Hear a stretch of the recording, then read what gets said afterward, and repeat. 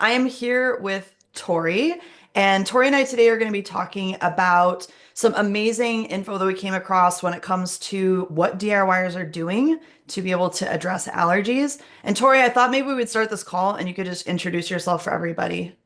Yeah, so I'm Tori. I've been doing DIY nails since 2019, more seriously. My real job is I'm also a nurse. I've been a nurse for almost 7 years, and I've just been super involved in the DIY nail community since 2019. And yeah. And I'm Liz from the Nail Hub, and also more recently from Attain Cosmetics. And Tori and I have been working really closely on Attain because this brand is specifically for DIYers. And, Tori, you've given me so many awesome insights into the DIY world, what people are up against. And that's also, I think, how you came across me as well, is just my teaching about all of these different types of topics that affect people enjoying nail care. Yes, yeah. So I came across you from my own adventures. I developed an allergy to HEMA, and that's what really made me start diving into the Nail Hub videos, learning about, what's actually in gels, lamp safety, all kinds of topics. Yeah, just really dove into all of the Nail Hub videos. That's awesome. Yeah, and Tori, you know this, but for everybody watching this, that's why we created Attain. Coming from the professional space, I wanted to develop a product that had that professional quality that addressed things like allergies and HEMA and all of the different ingredients that are really causing problems right now. And so Attain Mhm. is my brand new baby, but I'm so grateful to you, Tori, for helping me, really create this amazing community and really start to talk about some of these important topics that are happening in the real world. I think sometimes in the professional industry, because we're so focused on clientele, it's Mhm. interesting to me to really dive into the DIY side because it's a completely different world. People are facing lots of different challenges. And one of the ones that really piqued my interest is something that you sent me Mhm. about people doing allergy patch tests on their own. Yes. So maybe you can explain, I love that you have a nursing background too, because you can really talk about this from a medical perspective as well. But what is it that you saw? I mean, like, what are people doing right now? Yeah, so I'm in various forums for DIY nails, and something that I've been seeing across those forums is people are actually performing their own DIY patch tests. And what that means, so when you go to professional and you get a patch test, like an allergy patch test done, what will basically happen is a dermatologist will take known allergens and they will put them at a safe concentration. They'll dilute it with sort of an inert carrier. Um, they're going to put that into some type of hypoallergenic material and they're going to put them like in a patch, right, across your Yeah. back. And they also have a way to label those and track those so that they know exactly what allergen is what. And then basically what happens is you're under the care of that dermatologist anywhere from 48 to 72 hours, sometimes longer, and they're going to watch those areas of your skin and they're looking for anything that could signify you're having an allergic reaction. Well, due to a lot of barriers in various medical systems, people have been starting to do these patch tests on their own. So, what I've been seeing is people are actually taking nail product and they are just basically dropping it, usually on their arm, right? Because we can't necessarily access our backs. So, Right. they're putting them on their arms. Both cured and uncured gel products. They will label them with a pen essentially on their skin. And some of them are putting some type of cover over it, not always, though. Sometimes they're just leaving it open to air. And basically, what they're doing is they are watching to see if they have some sort of reaction to whatever products it is that they just dropped on their skin. Wow. Wow. And as far as you're concerned, I mean, do these people look into the ingredients in these products? I mean, my thought would be, how do you know that all those tests that you're doing aren't all the same product? So now you're just basically not only multiplying the amount of chemical that you have on your Hmm. skin, but even if it's 10 different brands, in my mind, knowing how manufacturing happens, it could be Hmm. that you're just testing the same 10 things, but under a different label, right? So I Right. find that interesting. Do you think people are even looking into these ingredients before, or they're just kind of relying on the reaction to see what happens?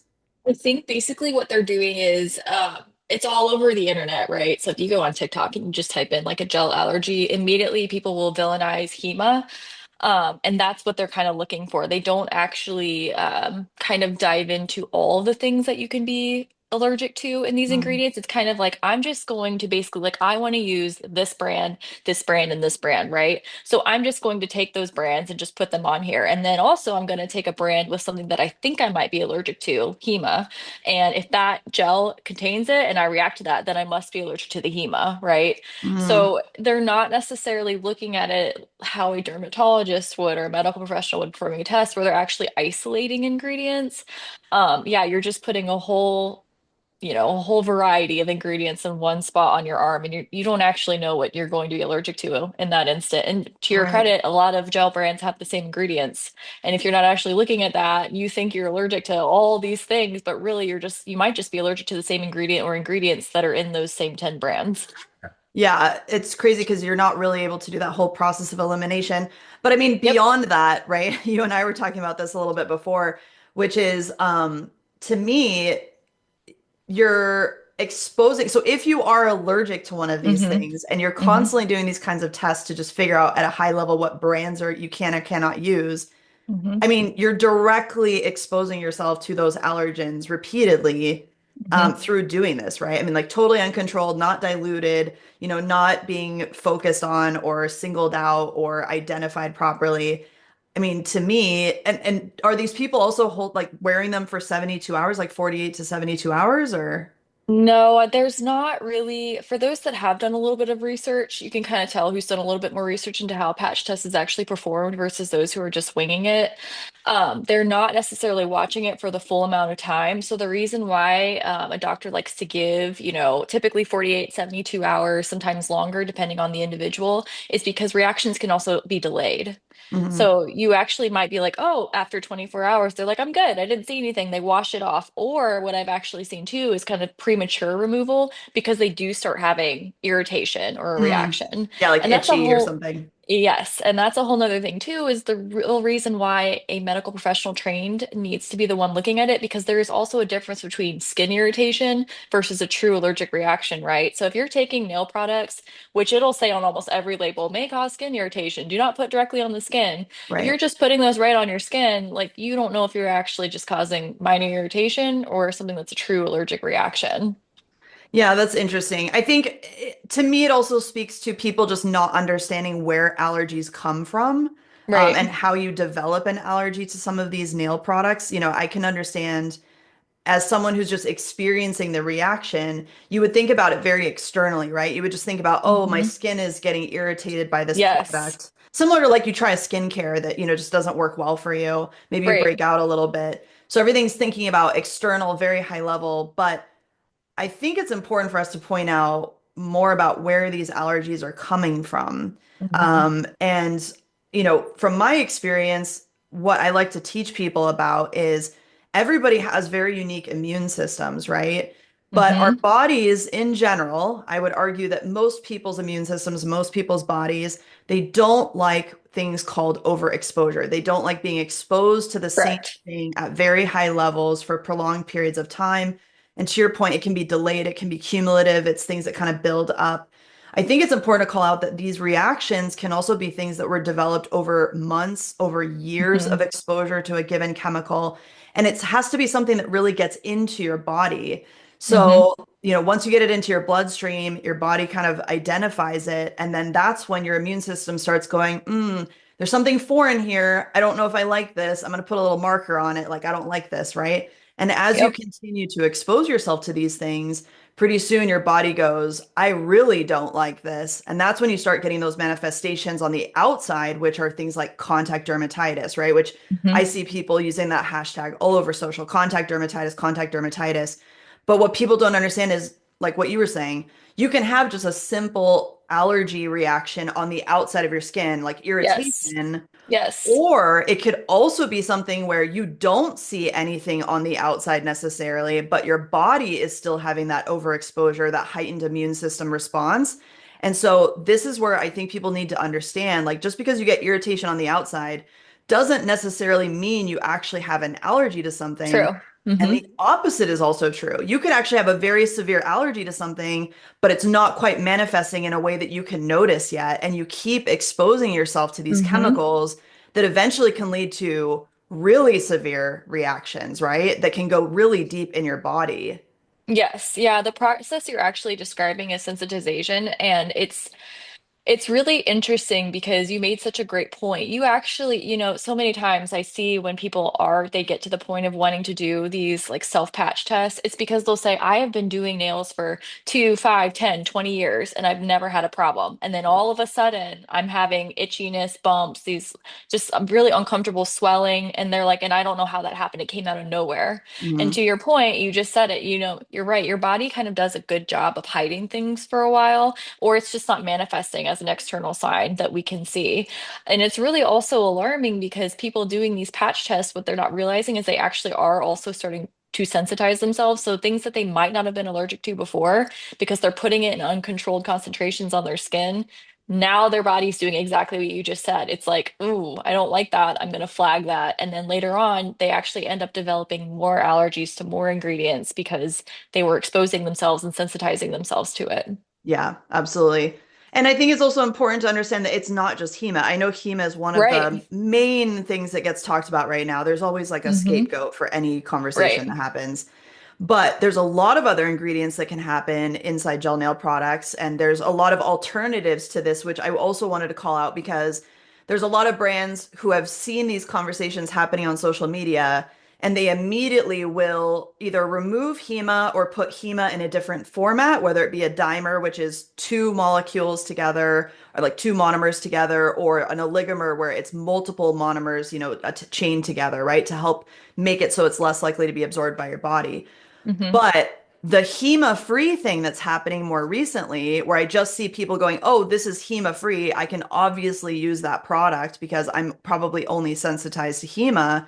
There's a Right. lot of other acrylates, aka monomers, that are in nail products that you could be creating sensitivities to, that you could be overexposing yourself to, or that you could already be allergic to. And you don't even know that because you're so focused on this one HEMA ingredient, right? Hmm. Right. And I know, so for me personally, before I had found you, I was like, okay, I can't use HEMA. So then I just went to HEMA free brands. And a lot of times then they just put HPMA in, which is Right. a super close, yes, very close related to HEMA. And then I started to see, like, again, I probably was already allergic to it, already sensitized to it. I would actually feel like how I felt when I first had my HEMA allergy. I would look at my nails and I was like, they look a little red around around my nail bed, starting to get itchy. You're right, it's the same thing. Brands kind of take advantage of it, Yeah. especially because DIYers, we just don't know that. We don't understand, like, we just don't go into the depth of chemistry the way professionals do. And so we're like, oh, HEMA free, perfect, I can use that. But really not knowing, they just replaced it with another monomer that kind of looks and acts very similar to HEMA to your immune system. So it's probably immediately flagged anyways. And then Yeah. basically we just use that until our body says, sorry, we're done with this. And then you see those outward signs of an allergy again. Yeah, that's the tricky part is that you can start with something that's more of a simplistic allergy. And if you had really Hmm. identified the specific acrylate and avoided it, you probably could have continued to use other nail products without that specific Right. acrylate.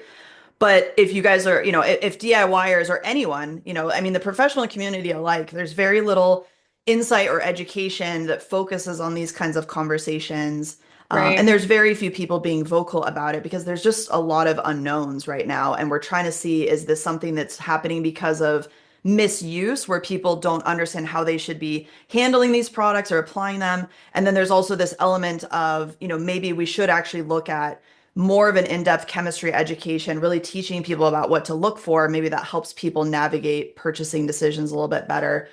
But amongst DIYers across the board, I can understand what someone would see from a high level and kind of how they Hmm. would make assumptions about this whole entire conversation and be trying to navigate it personally because like you were telling me, it's really difficult and expensive to find the kinds of tests or access the kinds of resources that people need in order to really understand an allergy, right? I mean, I was Yes. wondering if you could talk a little bit about, why people are really resorting to these kinds of measures. Right. So I'll speak just for the DIY community because it's a whole different ballgame when you go to professionals because it's their livelihood, right? So that's a whole different thing. For DIYers, it's kind of like, well, why don't you just not do your nails then? Right. And and I get that, right? At the end of the day, I do understand that. But I think at the basic level, there needs to be a little bit of empathy when it comes to that conversation because why do people do their nails? We just want to feel good about ourselves, right? Mhm. Having your nails done makes you feel beautiful, makes you feel Yep. good about yourself. It's fun. And it's fun. And Yep. for a lot of times, DIYers, before we even see allergies, we've already invested a lot into our little hobbies. And it's hard. It's a hard thing to have to let go of the fact that you might not ever be to do your nails again. So I know in places like the UK, even Canada, care, access to care can be a little bit delayed, especially when something is not necessarily considered urgent, right? So a Mhm. doctor in the UK and Canada is just going to say, hey, don't put anything on your nails, and then you're put on a wait list for 1 to 2 years before you can even get a patch test done. And then a lot of times people end up going to the dermatologist and it's not a priority. So again, they wait 1 to 2 years for those appointments, and it's hey, right now the resources aren't there. They're just kind of bogged down with a lot of other things that they have going on in their healthcare system. So priority really takes place for things that are considered urgent. So they get to the doctors and it's still just, we can't perform that test right now. Just don't put anything on your nails. Mm. So when you hear that, you're like, but I love doing my nails. I've already invested all of this. How hard, how complicated can it really be? All they're going to do is just put the product on my skin and see if I react. Yeah. And since they don't do that level of investigation to see what is actually going into a patch test, it just seems a lot more simple than that. I know here in America, when I was looking at getting my allergy test done, the wait list is very long. And a lot of dermatologists don't have the ability to do just a plain up acrylic panel where you're actually just going to take all the acrylics and do it Mhm. that way. It's Yeah. actually a test. It's called I think it's the North American 80 Comprehensive Series. And it's basically a patch test to a bunch of ingredients, 80. That's where it gets its Hmm. name from. Yep. Only three on there are actual acrylates. I think they have HEMA, they have MMA, and then I think they have ethyl acrylate. And then after that, if you react to any of those, it's kind of the same thing. They just say, okay, you probably should just avoid all acrylates because you're reacting to all of these. Yep. And then you have 7 other ones that you didn't really need to be tested for. But it's Yep. hard. It's expensive to get the test done. It's a wait list always, and I think people just kind of get disheartened by that. And again, they're like, how complicated can it be? I could probably just do this at home because you don't really like it's not like you're sitting there watching the dermatologist pull up all these concentrates, make them in the Right. mediums. Like you don't Yeah. know that. You just see them drop product on these little patches and tape them to you. Yeah. So I get it. I have a lot of empathy. I've never looked at anyone who's done it and been like, wow, how could you be so naive to think that you could do that at home? It's really not like that. I feel it in my heart for them because I was there too. It's awful. It's like, wow, especially like I had built kind of a content creation little business around this. So for me, I was like, I can't Hmm. do this anymore. It was really hard to come to terms with. But I'm really thankful that I do have somewhat of a medical background because I did know that this is not something I could do myself that would be Yep. that easy. But yeah, it's never a judgmental thing. It's never you look at them and it's, again, how could you be so naive? It's very much, I have a lot of empathy for it. I think that hopefully professionals and other people in the nail world will have a lot of empathy because it's a tough road to be in. And again, I know people will say it's just nails. How can you risk your health for nails? I think it goes a lot deeper than that for a lot of people. Oh, I totally agree. I mean, I think people really attach, at least even me. I mean, I started doing nails because it helped me relax Hmm. after work. Like I had a Hmm. really stressful job. Doing Hmm. nails was something I would immediately do after work for hours in my garage and Hmm. tinkering with stuff, doing nail art. I just absolutely fell in love with it. And if someone had told me, so early on, before I even became a professional and was able to have all the access to everything and really educate myself more, I mean, as a DIYer, even losing something that was that much of an outlet for me at that point, beyond just having pretty nails, but just even the act True, of right. having something that relaxes you, that you enjoy, that brings you happiness, that would have been a major, dampener on my life and everything that I was doing. And I also think it's important that everybody remembers like everybody starts as a beginner, right? I mean, we're not Right. born knowing how to do nails. I wasn't born knowing nail chemistry or anything like that. And Right. so, you start as someone who's like 10, 12, painting your nails with nail polish. Right. And Yeah. then pretty soon you get into more advanced things and you start to learn about it. And It does. I agree with you. It makes my heart really sad that people are finding themselves in these situations to begin with. But on that note, I thought we could talk a little bit about some hope at the end of this, Yes, dark there's, tunnel, yes. because there is some hope. And I hate when people just talk about like, oh, this is bad, it's happening, stay away from it. It's like, no, let's also talk Yes. about solutions because people need solutions. They need resources. They need some info on how they can actually find an alternative. Um, Yes. so I've been talking with you a lot about this as you've gotten involved with me with Attain. Hmm. But there are ways that we can adapt products to make them more appropriate for people who have sensitivities. And I'll Hmm. even use the example of HEMA because this is a really, really cool thing to know. So, most products have HEMA and usually also they have dihema or it's shown as 2-HEMA. What that means is you can have the acrylate just by itself, which is just the monomer. You can also put them in things called dimers, which means it's two monomers together. And you would Hmm. imagine if we're taking something really, really small that's all by itself and then doubling it and chaining it together with its buddy, that it becomes a little bit bigger, right? But we can also put multiples of these monomers together, bond them together inside of the liquid formula before we ever Hmm. cure our nails. And it makes that chain that much bigger to the point where we can't actually absorb it easily into our bodies anymore. And this is something that's really important because we want nail product to actually stay on the outside of our bodies. We want it to actually stay just on our nails. And people say, don't touch the skin, don't do this. But I'm going, Right. it's inevitable, right? That at some point you're going to touch product to your skin, whether it's be cleaning your jars or your bottles, Hmm. using your fingernail to scrape off gel polish that got on the side. So I hate that kind of guidance because people are like, that is impossible. It's impossible to just avoid the skin until you cure the nails. Curing is a whole nother conversation we could have a whole nother hour-long talk about. But I wanted to focus our conversation today on the solution inside of the actual formula itself Hmm. where you can take something called these oligomer chains. So oligomer chains, you could have an oligomer chain made of HEMA, you could have an oligomer chain made of HPMA, HEA, any of these acrylates that we commonly come across, we can make these big pre-formulated oligomers, which make it that much more difficult for anything to enter into your body, therefore Hmm. preventing your body from reacting to it.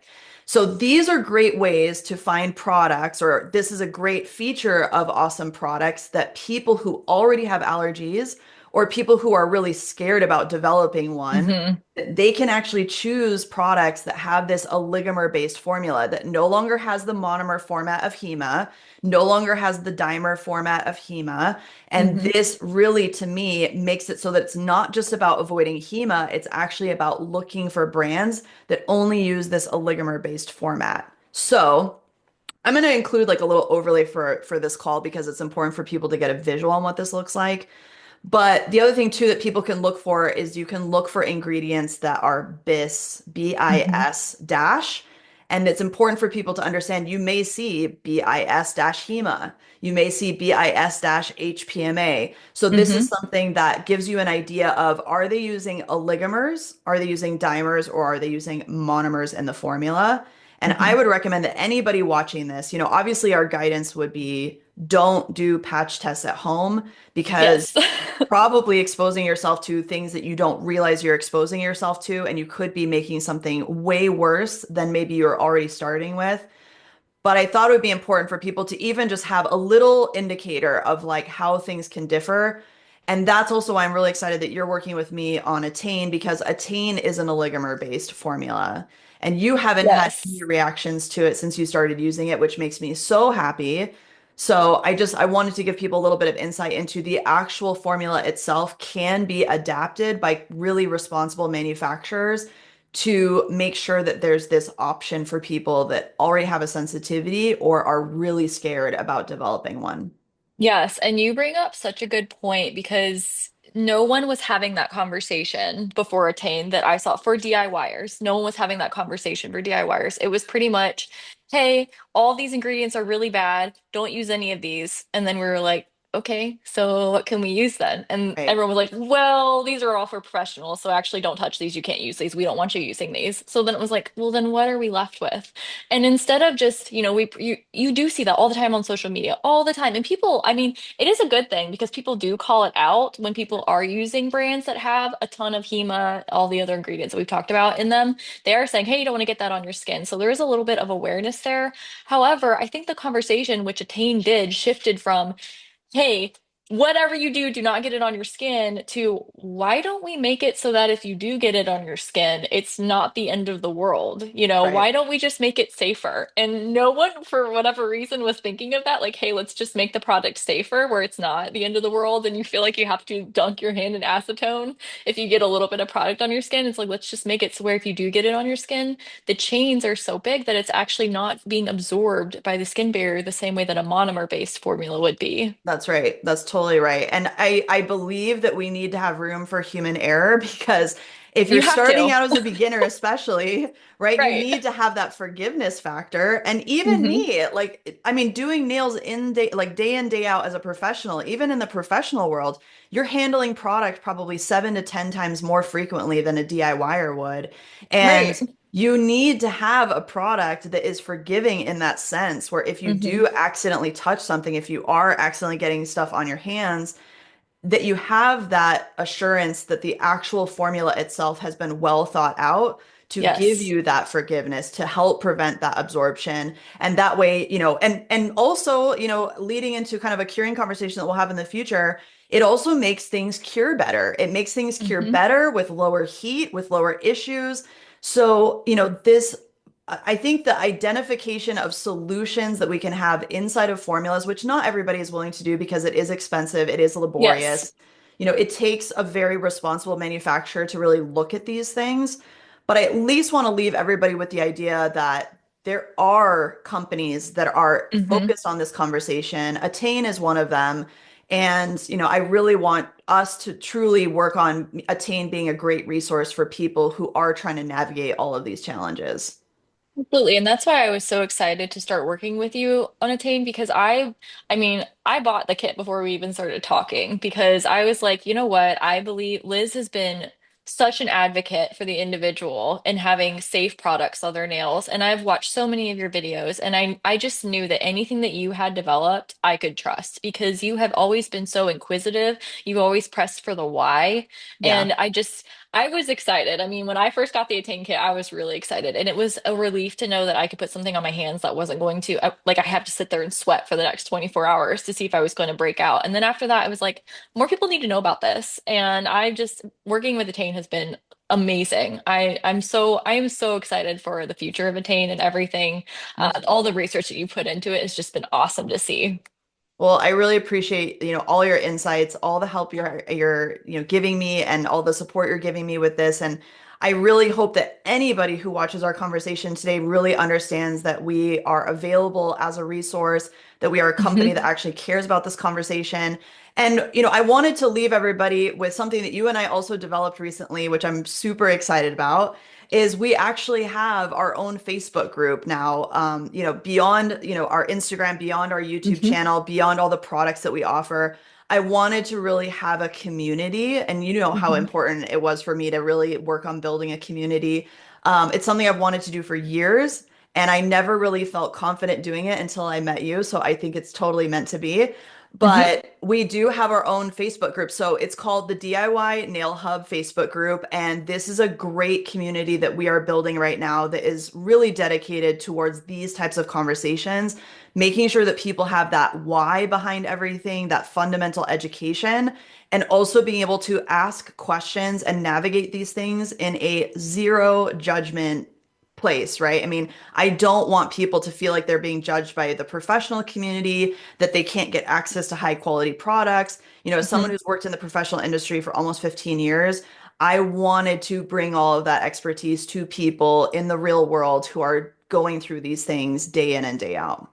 Yes, the Facebook group has been amazing. It's already gotten so much feedback, positive feedback from people in No. there. Wow, thank you so much for providing education, resources. We have handouts, videos in there. It's full of great resources that really no one else has been giving to the DIY community. And, I think I understand the whole, well, we want to keep we I think a lot of times the professional world kind of gatekeeps things from DIYers, and I Yeah. understand at the end of the day that probably does come from a good place where you were not trained with these products, so you shouldn't be using them at home. Well, I understand that, but guess what? These products are out there available for DIYers. They are all over Amazon, the internet, everywhere, and everyone is getting them in their hands. So it's so nice to have a place that we can go to, build a community, talk about our allergies with, talk about safe products with, safe ways to use the products, and then also how to just be smarter about picking our products. We've Yep. been given you've given us so much to think about, like ingredients lists to look at. Can we get an SDS from these companies? Easy is it to reach these companies to ask them about their products and their manufacturing process? It's amazing. I love the community. Everybody in there is so helpful and kind, and it's been awesome. So I'm Yeah. excited to watch that grow. I totally agree. I'm very stoked about it, and I just can't wait to see, how we can help more people because it's something I'm Hmm. extremely passionate about. But yeah, so we wanted to just talk about this today, see if you guys are interested in these kind of conversations. This is the first one we're doing. Um, but I love this kind of stuff because to me, this is the real meat, right? This is the Hmm. stuff that needs to be talked about. This is the stuff that people are looking for. So this will be the first of a handful of videos that we have planned on different topics, but I hope you guys enjoyed today's content. And please don't hesitate to join our Facebook group, leave a comment, ask some questions. You have people that care about this conversation at your disposal. So thanks again for joining me, Tori. I really appreciate it. Oh my gosh, of course. Thanks for chatting with me, Liz. Yeah. All right. Bye, guys.